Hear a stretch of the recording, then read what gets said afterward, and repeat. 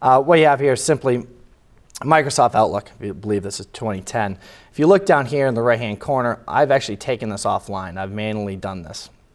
So I'm no longer connected to Exchange.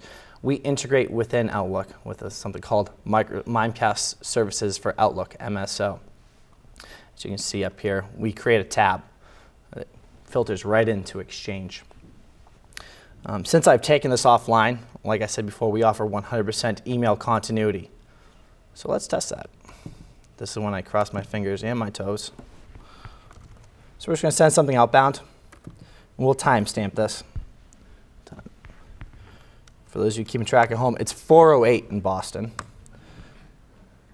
We'll stay with that time so I don't get too confused. And we'll send that outbound.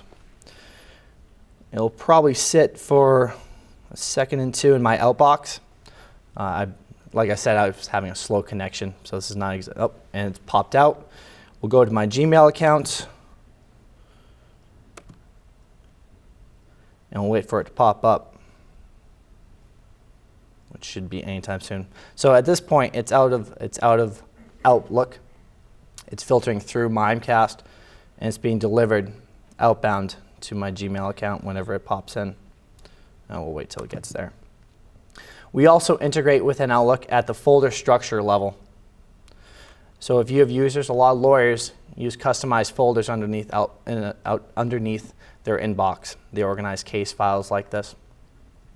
However, oftentimes these lawyers have gigantic inboxes. If you're running cache mode, you have slow uploading times. It's a nightmare to administer. So with Mimecast involved, you can set a policy with an Exchange of a 60-day, a 90-day retention period. However, your end users don't need to know that. We replicate those folders, again, with our MSO plugin. If the end users get comfortable using Mimecast, we replicate those folders down here as well. So I scroll up, we have your normal inbox. I scroll down, Mimecast integrates with an Outlook. We have these as well. And they're replicated.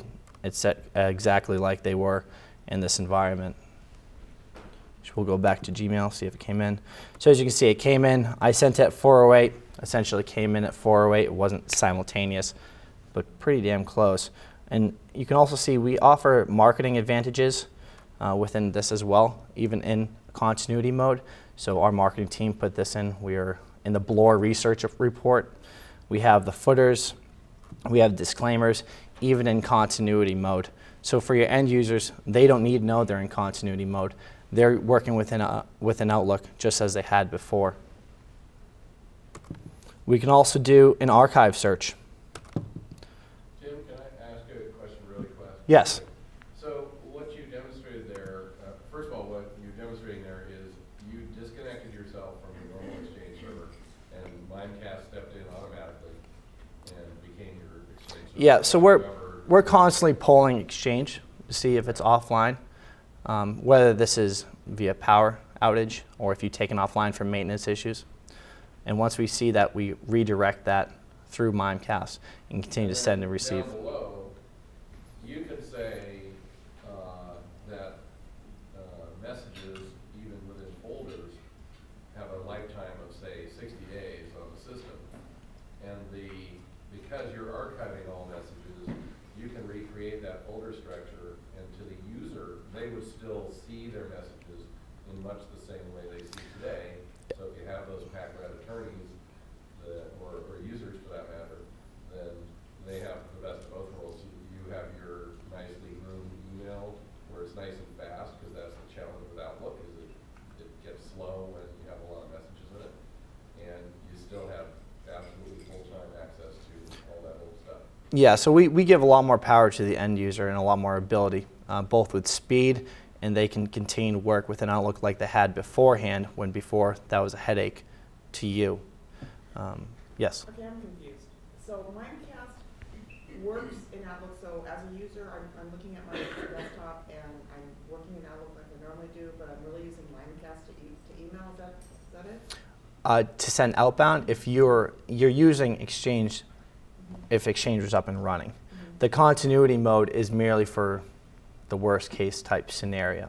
However, everything is going through Mimecast, inbound and outbound, and we're pulling everything internally as well. It's really no different than Postini. So if your email server's up and running, which it is right now, today, then you're working the way you do now. But if your email server was down for some reason, then Mimecast steps in as your email server, and you just keep working. So you would see a little icon as he is showing there in the lower right-hand corner that shows you're disconnected from Exchange, but you still have exactly the functionality you had before your email server went down, because Mimecast has stepped in as your email server. So the only time you're using Mimecast is when your email server goes down. In continuity mode, you're always using Mimecast, but this is I'm kind of running this demo through continuity mode. Ideally, you don't have to use continuity mode very often. This is a worst case type scenario, but we are showing the integration that we have within Exchange, within Outlook, by doing all this functionality without the help of Exchange, because we're not connected to it. No, Postini does not do that. Postini is filtering your messages right now. That's all it's doing. Yep. All right.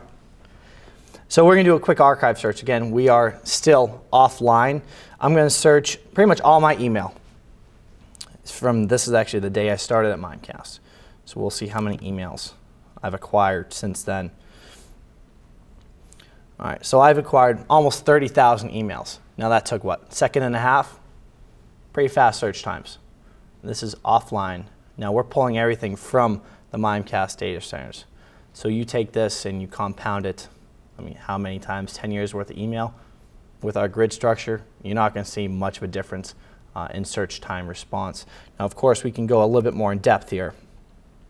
So from that time frame, let's look for a word.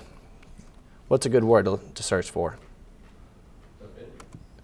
Affinity?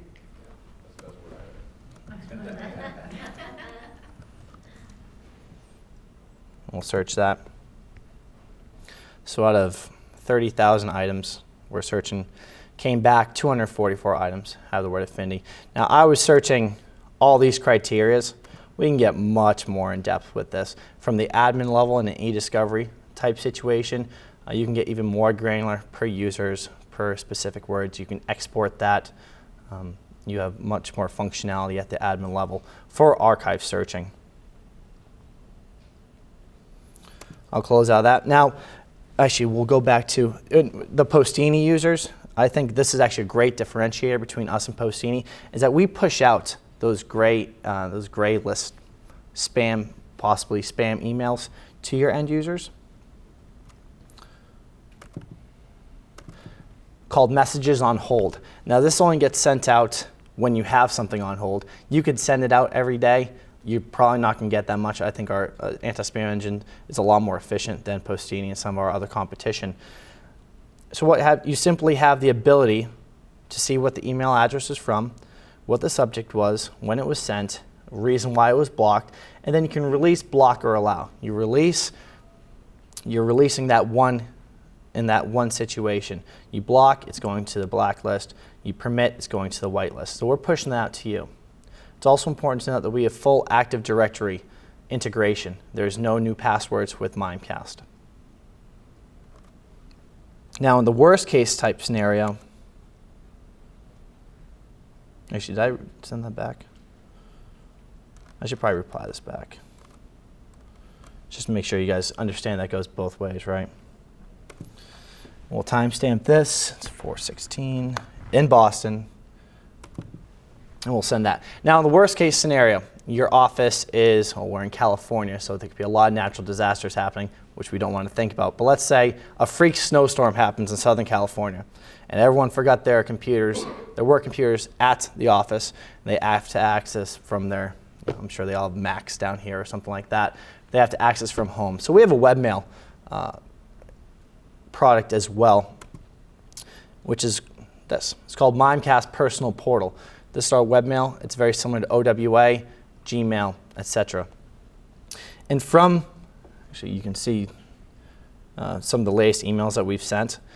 From this webmail portal, you can do everything that you were doing within Outlook as well. This is absolutely the worst case scenario.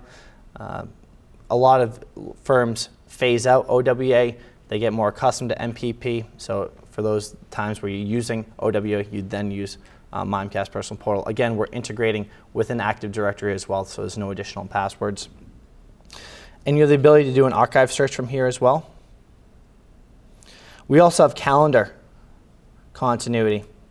Our calendar continuity, you cannot add to these calendars. It's a read-only type scenario. So we can bring this up. And in the worst case scenario, you'll know where you need to be.